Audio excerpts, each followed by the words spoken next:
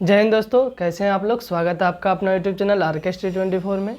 मैं आप सबको आज एनसीईआरटी का पहला चैप्टर का 1.2 बताऊंगा। जो न्यू एनसीईआरटी में है, पुराना एनसीईआरटी जो था वह 1.3 में था। अब वो पुराना एनसीईआरटी क्या किया है, 1.3 को अब 1.2 में उठा के दे दिया है न्यू एनसीईआरटी को। हम लोग न्यू एनसीईआरटी के आधार पर ये सब क्वेश्चन को सॉल्व करेंगे। न्यू एनसीईआरटी में 1.2 में जो है वो कौन सा क्वेश्चन है, कैसा क्वेश्चन है, इसके बारे में देखेंगे। तो चलिए हम देखते हैं।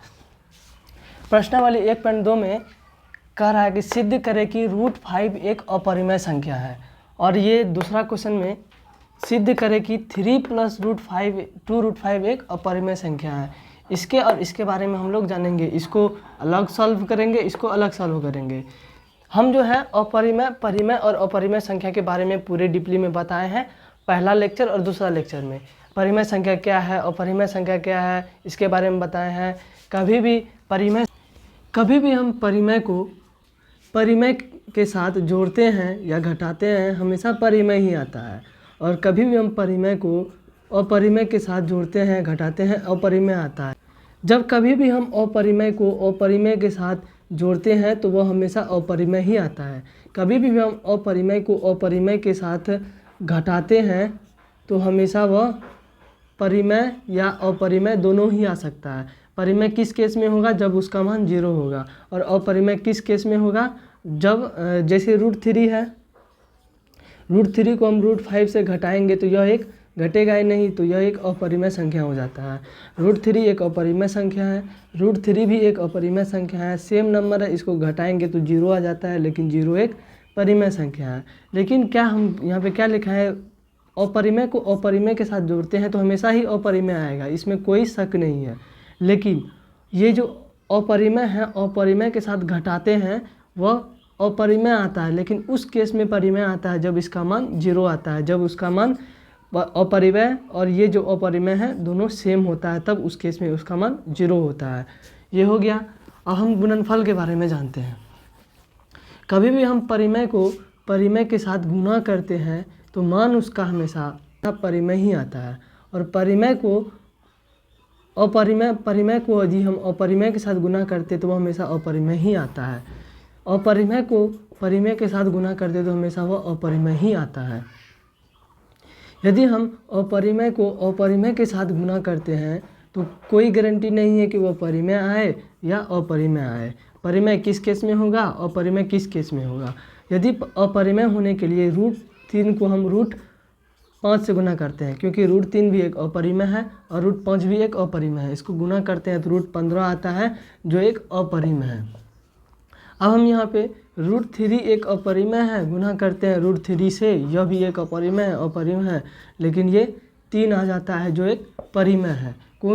तब ये परिमेय किस केस में होता है, जब उस यहाँ और यहाँ अपरिमेय और अपरिमेय सेम रहता है, तब उस केस में यह परिमेय होता है।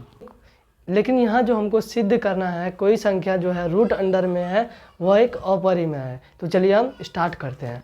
पहले हम इस 1 नंबर को बनाते हैं, इस 1 नंबर को बनाएंगे, फिर इसके बाद इस 2 नंबर को बनाएंगे। क्या करेंगे, पहले √5 है। √5 तो हम जानते हैं कि यह एक अपरिमेय संख्या है, लेकिन हमको इसको सिद्ध करना है। सिद्ध करने के लिए इसको सबसे पहले हम मान लेंगे कि √5 एक, मान लेंगे, माना कि √5 एक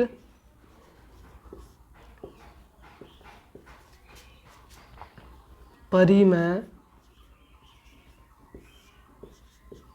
संख्या है। माना कि पहले लिख लेंगे, माना कि √5 एक परिमेय संख्या है। हम लोग जानते हैं कि √5 एक अपरिमेय संख्या है, लेकिन हम लोग मान लेंगे कि √5 एक परिमेय संख्या है। उसके बाद क्या लिखेंगे, √5 अगर एक परिमेय संख्या है तो √5 को हम p/q के रूप में हम लिख सकते हैं। यदि ये परिमेय है, परिमेय को हम p/q के रूप में लिख सकते हैं। यदि ये परिमेय है तो हम इसको p/q के रूप में लिख सकते हैं। यहाँ पे जो है p और q को कंडीशन दिया है, p और q को सहअभाज्य संख्या होना चाहिए, सहअभाज्य संख्या होना चाहिए। और q जो है वो 0 के बराबर नहीं होना चाहिए। क्यू जो है वो 0 के बराबर नहीं होना चाहिए। अब हम क्या करेंगे, इस इतना स्टेप हो गया। अब नेक्स्ट स्टेप में क्या करेंगे, दोनों तरफ स्क्वायर कर देंगे, दोनों तरफ वर्ग करने पर स्क्वायरिंग ऑन बोथ साइड √5 का स्क्वायर कर देंगे और p और q का स्क्वायर कर देंगे। ये स्क्वायर और ये √100 कट जाता है तो यह 5 हो जाता है।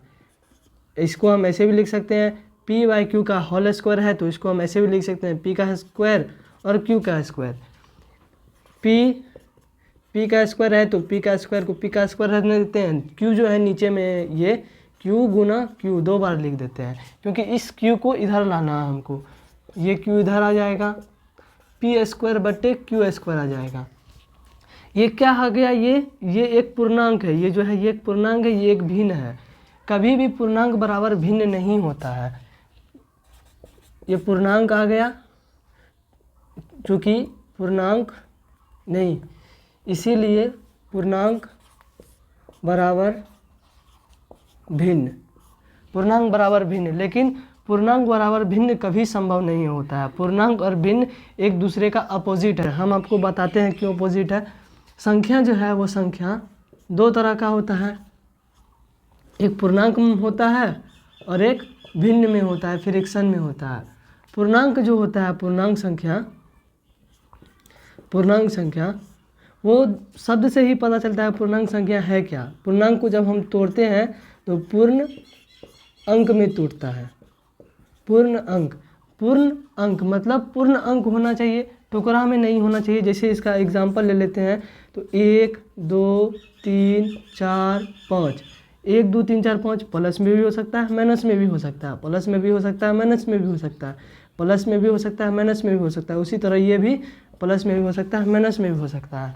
अब लेकिन जो है ये एक है, इसमें यदि हम पॉइंट लगा के कोई भी नंबर दे देते हैं तो यह पूर्णांक नहीं रहता है।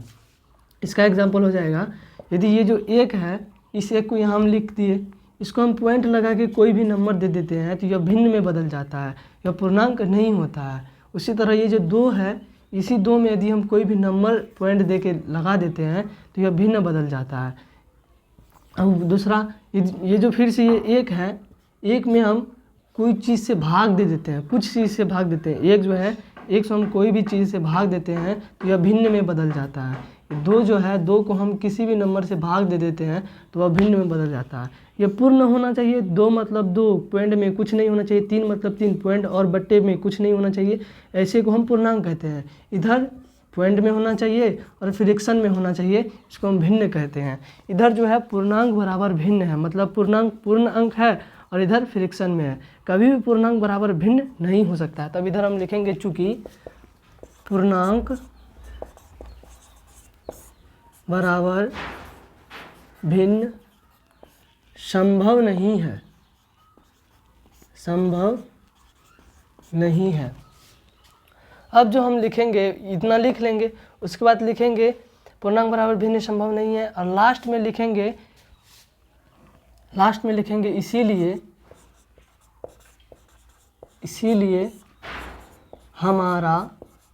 हम जो माने हैं ये √5 एक परिमेय संख्या है, यह गलत है। इसीलिए हमारा मानना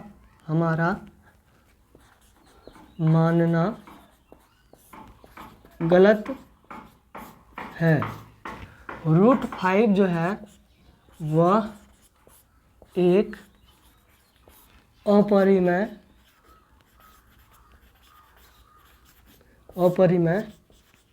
संख्या है। एग्ज़ाम में जो पूछेगा तो हमको इस तरह से ही लिखना है।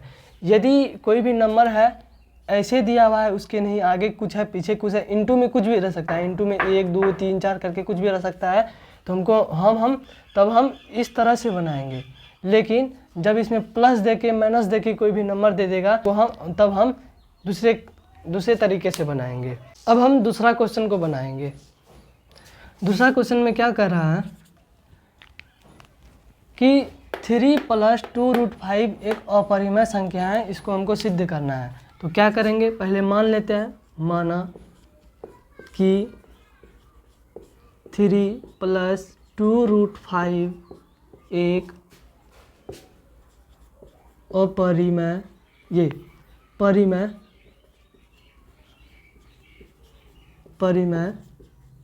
संख्या है। पहले हम मान लिए कि 3 + 2√5 एक परिमेय संख्या है। हम क्या करेंगे, यदि 3 + 2√5 एक परिमेय संख्या है तो इसको हम p/q के रूप में लिख सकते हैं, जहाँ p और q अभाज्य को प्राइम नंबर है, अभाज्य संख्या है, और q जो है वह 0 के बराबर नहीं है। उसके बाद हम क्या करेंगे, ऐसे नंबर दिया हुआ है, इसके बाद हम क्या करेंगे, ये 3 जो है उसको उस साइड भेज देते हैं। 2 + √5 p/q -3 इसको भेज दिए। अब 2 बचा है, √5 p/q 2q, ये इधर गुना में है तो इधर बट्टे में हो जाएगा, ये क्या आ गया, ये जो है यह क्या एक परिमेय संख्या है।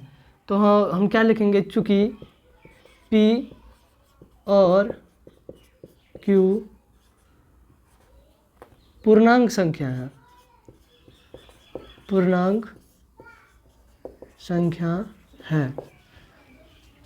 p और q पूर्णांक संख्या है, तो इसीलिए p/2q -3/2 एक परिमेय संख्या है। अब इसीलिए ये जब परिमेय संख्या है तो इसको भी परिमेय संख्या होना चाहिए। √5 एक परिमेय संख्या है। √5 एक परिमेय संख्या है, लेकिन हमको याद आया कि √5 एक अपरिमेय संख्या है, तो हम लिखेंगे चूँकि √5 एक अपरिमेय संख्या है, तब हम जान गए कि √5 एक अपरिमेय संख्या है। अपरिमेय संख्या बराबर परिमेय संख्या कभी नहीं हो सकता है, तो हम लिखेंगे इसलिए हमारा मानना गलत है। हमारा मानना गलत है। ये जो है 3 + 2√5 एक अपरिमेय संख्या है। तो आप लोग इस टाइप के क्वेश्चन को सॉल्व करने के लिए सीख गए होंगे। हमारा आज की पढ़ाई यहीं तक रहता है। धन्यवाद।